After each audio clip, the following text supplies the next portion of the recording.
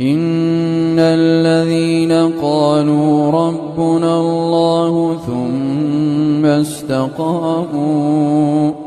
ثم استقاموا تتنزل عليهم الملائكة ألا تخافوا ولا تحزنوا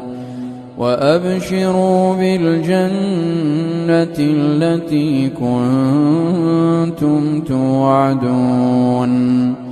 نحن أولياؤكم في الحياة الدنيا وفي الآخرة ولكم فيها ما تشتهي